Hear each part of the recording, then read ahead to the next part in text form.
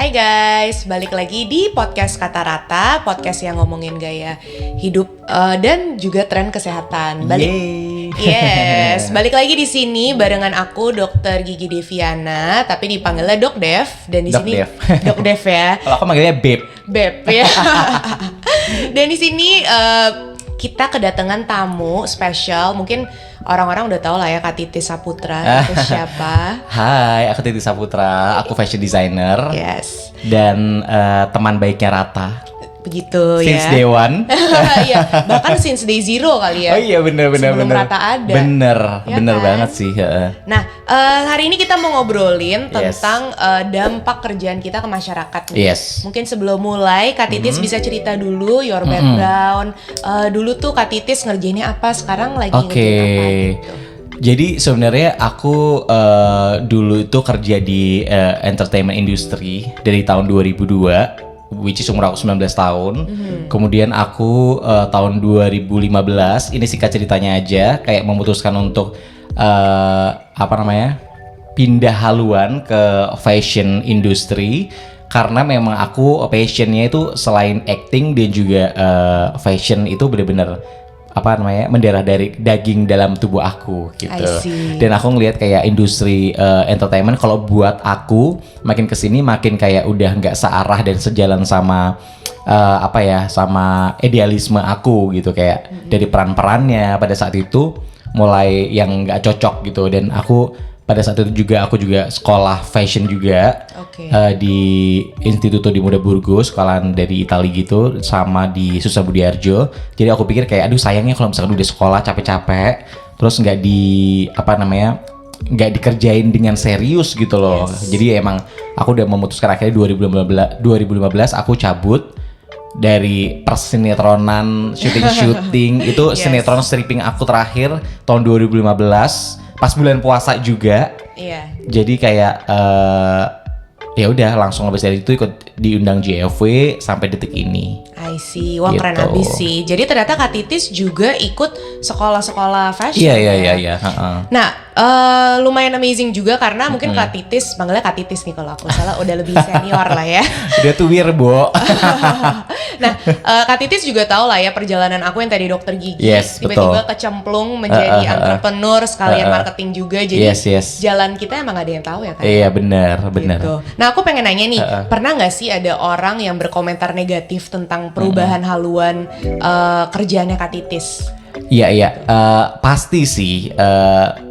Kayak omongan-omongan yang nggak enak itu pasti. Karena kan kayak misalkan aku dari industri sinetron yang tadinya mungkin menurut orang kalau misalkan orang anak sinetron tuh kayak ya udahlah, lu acting doang, jual tampang kali ya istilahnya gitu. Terus kayak ke fashion, terus kayak ya paling ini setahun 2 tahun. Tapi anggapan itu tergantung kita untuk ngambilnya kayak gimana. Kalau itu menjadi sebuah pecutan buat kita bahwa kita harus membuktikan untuk yang pertama untuk diri sendiri bahwa aku bisa menjadi orang yang lebih baik. Ya kenapa kita mesti dengerin omongan-omongan itu gitu. Betul, jadi motivasi. Jadi motivasi kan jadinya gitu. Kalau misalnya kita bisa ngebawanya ke hal yang positif gitu. Betul, setuju banget sih.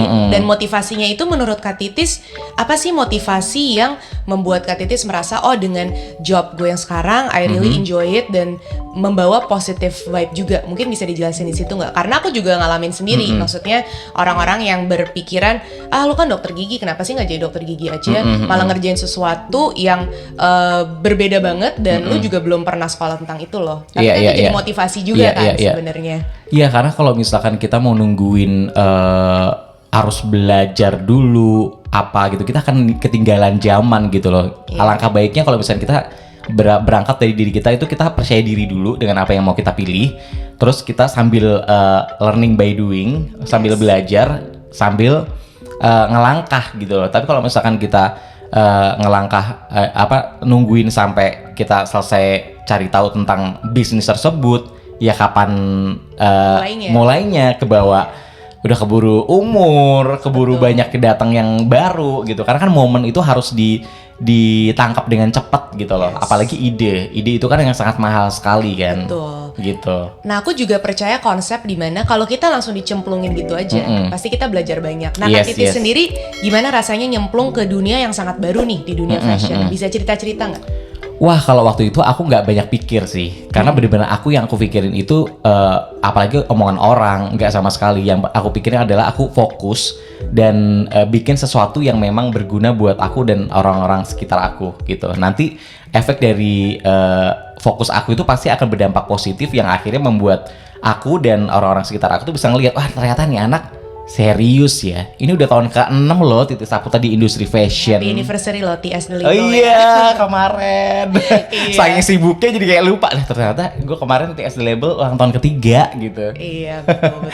Jadi kayak apa ya? Jadi kayak mungkin kita mesti fokus dulu kali ya ke apa yang kita mau gitu loh. Yes. Nanti dengan berjalannya waktu itu orang itu akan melihat sendiri kok gitu. Betul. Nah, momen apa sih yang bikin Kak Titis ngerasa oke, ini jalan yang paling tepat buat gue, dan Kak Titis ngerasa oh this is the right choice yang Kak Titis putuskan gitu. Itu kan lebih ke feeling ya, karena kan kita harus bisa membaca hati dan pikiran. Itu kan kayak energi yang sangat luar biasa kan. Kalau kita kayak pengen apa, aduh gue harus dapetin itu. Kalau aku ya, mungkin kamu juga kayak gitu kali ya. Yes. Passionate gitu loh. Jadi dari situ yang bikin aku akhirnya berpikir bahwa ini kayaknya tempat gue terakhir nih. Ini kayaknya pilihan karir gue terakhir yang bikin gue ya udah, gue menetapkan hati di sini deh. Ya udah gue fokus, yang akhirnya jadi ladang buat gue dan juga orang-orang yang kerja sama aku gitu. I see. Wah keren banget. Jadi pengen nanya juga lagi nih sebenarnya tadi Kak Titis bilang udah seyakin itu. Nah seberapa besar sih pentingnya fashion brandnya Kak Titis itu buat Kak Titis? Kalau dilihat kan Kak Titis juga banyak bisnis sampingan lain lah ya. Iya. Nah tapi seberapa besar sih fashion line-nya Kak Titis mean for you gitu? Wah, kalau untuk sekarang tuh bener-bener besar banget sih. Kayak dulu waktu jadi aktor gitu, ya kita menghibur kan kayak secara secara satu arah gitu ya. Kayak orang nonton acting kayak ikutan sedih, ikutan nangis gitu. Tapi ini itu kayak ngelihat mereka tepuk tangan langsung kayak live gitu. Terus kayak klien, aku kan banyak kolaborasi juga, salah satunya dengan Rata juga gitu. Itu mereka puas, banyak yang datang, kayak diundang, teman-teman juga datang. Itu kan apresiasi yang nggak bisa ditunjukin dengan kata-kata, ngerti nggak sih? Betul. Rasa terima kasih aja itu nggak cukup gitu loh. Jadi kayak di situ sih kayak momen-momen yang sangat istilahnya sakral, yang kenapa aku lebih ngerasa kayak di industri fashion ini aku lebih yakin gitu. I see. Wow, oke. Nah, Kak Titis kan kalau dari Kak Titis mungkin karena brandnya juga sudah punya nama lah ya, dan dampaknya itu juga dirasakan banyak orang, termasuk aku klien Yes. gitu. Dan aku rasa selain klien, aku juga yang beli fashionnya Kak Titis, Yes, ya kan. betul. Itu ngerasa pakai baju bagus itu boost our confidence. Bener banget. Jadi aku benar-benar ngerasa sebagai fashion designer itu Kak Titis tuh perhatiin banget klien gue tuh jadinya suka pakai baju seperti apa sih ya kan, yang bikin mereka feel good apa sih. Akhirnya fashion show-nya juga jadi beda banget nih sama yang lain. Mungkin boleh cerita inspirasi dari fashion show-nya. Nah, kalau menurut aku tuh ada kuncian ya, Dok Dev ya, kayak dalam berkarir tuh pasti networking tuh juga penting. Yang kedua itu inovasi. Jadi itu salah satu inovasi yang selalu aku pikirin, sama seperti Rata yang selalu berinovasi, ya nggak sih? Bikin podcast sekarang itu, ya nggak sih? Kalau misalkan orang mikir kan pasti kalau orang yang pikirannya cuma sekotak doang ya, atau segelas doang, nggak akan kepikiran gitu. Sebenarnya ini kan inovasi juga gitu loh. Kita berbagi informasi, datengin bintang tamu, kita bisa sharing ya, mungkin orang lain juga akhirnya bisa mendapatkan dampaknya. Betul. Gitu. Nah, sama seperti aku selalu bikin inovasi yang supaya orang tuh nggak bosan dengan apa yang aku kerjain gitu, dan selalu menanti gitu. Menurut aku selama inovasinya itu positif, tidak mengandung sara ya nggak sih? Sara, ya. Terus kayak yang aneh-aneh ya, kenapa enggak gitu loh. Betul. Karena aku ingat banget waktu COVID kemarin gak menghalangi Kak Titis untuk jadi Jadi benar-benar thinking outside of the box ya. Kayak aku tuh nonton virtual fashion show-nya gila seru banget. Ada choreo dance-nya segala gitu. Kayak pengen banget ya, mestinya kalau aku masih muda bisa kali ya ngedance. Tapi sekarang banget. Aku aja pengen, cuma udah encok saya. Jadi mungkin pesan buat teman-teman di sini, jangan pikirannya hanya oh kok Rata bikin podcast nggak nyambung banget loh. Justru kita di sini ingin memberikan kalian impact bahwa banyak banget teman-teman di Rata yang bisa membagi ilmu juga buat teman-teman yang lagi iseng nonton Spotify. Mungkin yang dengerin Spotify-nya juga lagi di klinik Rata, bisa aja. Seperti yang aku bilang tadi, kalau networking itu kan penting. Ini kan salah satu networknya juga. Kayak kamu bisa menjalin hubungan baik dengan orang-orang yang kerata. Ngerti gak sih? Nggak hanya jadi antara klinik dan juga klien, tapi kita bisa ngobrolin apa aja gitu. Itu kan poin yang orang lain tuh belum tentu bisa loh. Yes, thank you. Dan kalau misalkan itu hal positif, kenapa mesti diributkan? Betul, ya kan? Betul. Justru kita belajar banyak, dan aku personally juga belajar banyak banget loh dari Kak Titis, gimana caranya kita memperluas network dan juga untuk thinking outside of the box. Karena dulu pernah ada fashion show Rata X Titis Saputra, itu juga kita ya outside of the box aja. Aku cuma bilang Kak Titis, aku mau elemen merahku aja deh. Gue sisanya yang kreatif, pokoknya kasih Kak Titis aja gitu. Dan itu salah satu yang seru banget karena besokannya ternyata COVID. Dan akhirnya dibatalkan fashion show berikutnya. Itu gue speechless banget sih. Dan kita jadi fashion week harusnya seminggu ya pemirsa. Tapi ini hari pertama mulai, besok aja udah ditutup. Semua-muanya ditutup. Iya, tapi kita berdua consider, wah ini blessing banget ya. Berarti banget. Kita berdua kolaborasi, disetujui oleh universe berarti ya. Benar, aduh. Gokil sih. Gitu. Nah, mungkin Kak Titis sendiri juga dulu udah barengan aku Vinir di Pure lah ya. Aku pengen mulai nanya-nanya dampaknya senyuman buat orang-orang tuh gimana sih? Karena kalau yang kita lihat kan mungkin suka dia senyumnya fierce, udahlah gue gak mau senyum gigi. Nah, tapi dampak senyuman di kehidupan sehari-hari tuh gimana sih sebenarnya? Aduh, aku tuh emang dari dulu yang paling identik itu dengan senyuman. Terlebih aku punya lesung pipit. Oh iya, juga. Itu jadi senjata. Jadi ditambah lagi pas aku kenal Pure yang akhirnya bikin gigi aku semakin sempurna, itu ya udah kelar aja, itu makin jadi jualan. Makin senyum terus kalau dilihat Instagramnya. Terus banget, udah nggak bisa sih lepas dari senyuman tuh nggak bisa gitu. Soalnya kalau misalkan aku kayak first impression itu ya tentu pasti fisik gitu loh. Dengan begitu kan kayak kita menghargai diri kita sendiri. Dengan kita bisa menghargai diri kita sendiri, kita juga bisa appreciate orang lain. Betul. Gitu kan, dengan kita berpakaian yang rapi, kulit juga bagus, gigi bagus gitu. Itu kan kita menghargai orang lain yang akan kita jumpai. Betul. Gitu. Nah, tapi gimana nih setelah makin dekat dengan Rata, Kak Titis melihat kesehatan gigi dan mulut tuh gimana sih sekarang persepsinya? Wah, aku melihat kesehatan gigi dan mulut itu kan emang dari dulu aku emang concern sekali gitu akan hal itu gitu. Terus pas aku kenal sama Rata, makin karena cocok dari awal, sama Pure juga, maksudnya kayak udah serak gitu, jadi udah makin gak bisa kemana-mana. Kayak terakhir aku implan gigi kan. Nah, mungkin boleh cerita juga tuh implannya gimana? Karena di Rata sendiri juga kita kan punya klinik dan kita ngerjain semua treatment sebenarnya. Betul. Kebetulan ada terobosan baru kita untuk implan, tapi itu masih ya hint-hint dulu lah ya. Dan Kak Titis salah satu yang mencoba juga. Mungkin Kak Titis bisa cerita sedikit buat yang lagi dengerin. Seru sih. Jadi kayak aku mikirnya kan kalau misalkan bikin implan tuh bakal kayak sakit lama dan kayak aduh pasti bikin gimana gitu. Dan kemarin tuh pas pengerjaannya itu bener-bener kayak ya ampun, 2 gigi itu kayak nggak sampai sejam kayaknya ya. Secepat itu, dan progresnya juga sangat bagus kan. Kayak aku nanya-nanya temen dulu kan, kayak misalkan yang implan itu banyak yang ya adalah beberapa yang kayak aduh ini begini Kak, aku sampai sekarang nggak bisa begini gini gitu. Itu nggak terjadi sama aku. Gitu. Jadi kayak bener-bener kayak wow, amazing sih. Jadi kayak makin sayang sama Rata. Makin sayang. Thank you.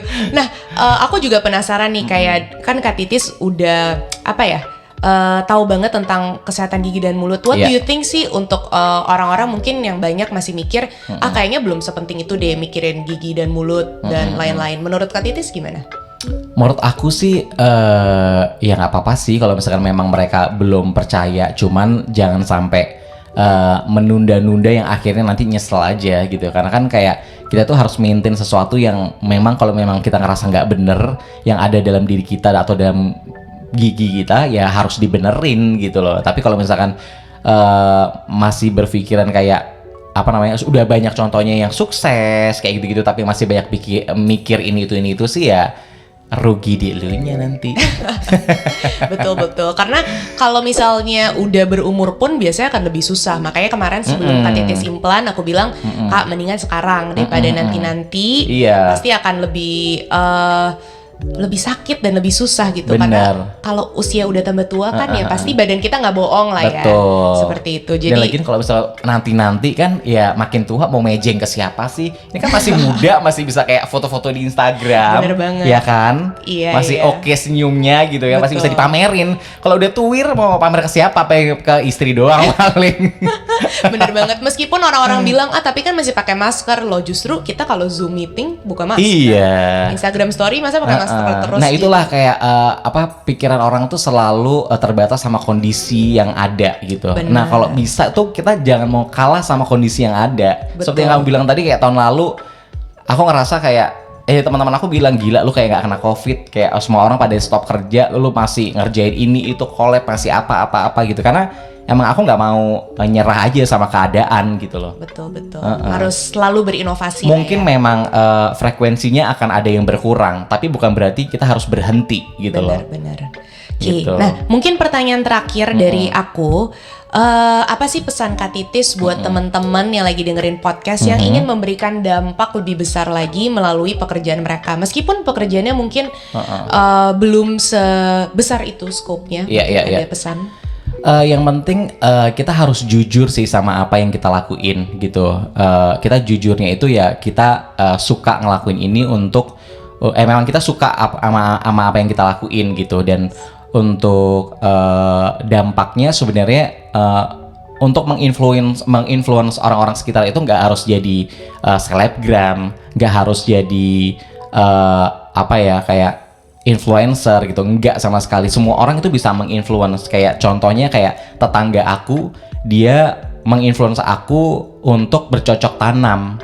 Ngerti nggak sih? Itu kan sesimpel itu juga menginfluence. Yes. Jadi yang penting kita tuh harus jujur bahwa apa yang kita lakuin itu bagus untuk kita dan juga untuk orang, nggak negatif. Nanti lambat laun itu pasti orang akan kayak ngerasa kayak diajak gitu loh. Betul. Untuk ngelakuin itu, which is yang dilakuin itu juga baik gitu loh. Meskipun kecil ya, kayak Meskipun tetanggaku kecil. juga menginfluenceku untuk berolahraga katanya. Nah. Kalau kerja tiap hari nggak pernah olahraga lama-lama sakit loh gitu kan. Iya. Akhirnya ikutan olahraga. Itu kan dampak kecil tapi bukan dampak kecil. Maksudnya kecil influence tapi dampaknya akan besar. Iya. Karena mungkin kayak orang bilangnya kayak harus punya followers banyak, harus punya engagement bagus. Enggak sama sekali. Itu cuma media. Ingat ya, Instagram itu bukan punya kita.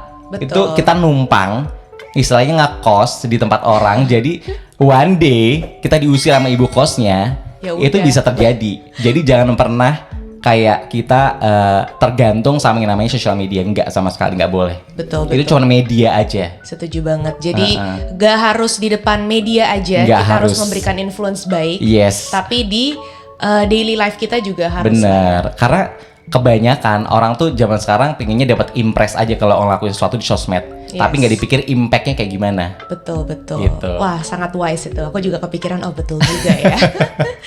Oke, teman-teman, thank you banget udah dengerin Yes. podcast hari ini barengan Kak Titi Saputra. Stay tune di podcastnya Kata Rata dan Yes. sampai jumpa di podcast selanjutnya. Thank Yeah, you. thank you.